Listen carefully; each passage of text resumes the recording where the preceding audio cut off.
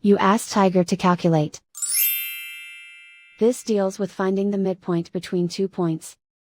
The midpoint between the 2 points is negative 0.5, 5.5. Let's solve it step by step. Plot the 2 points and calculate the midpoint using the formula. The coordinates of point 1 are, x1 equals negative 7, y1 equals 2. The coordinates of point 2 are, x2 equals 6, y2 equals 9. PM represents the midpoint of the 2 points.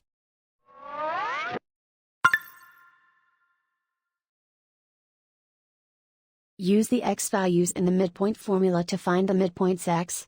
x1 equals negative 7. x2 equals 6.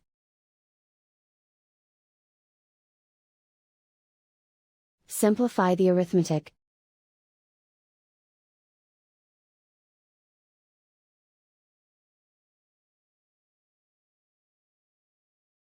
Use the y values in the midpoint formula to find the midpoints y. y1 equals 2.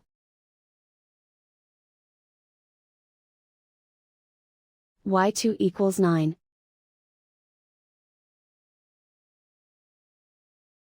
Simplify the arithmetic.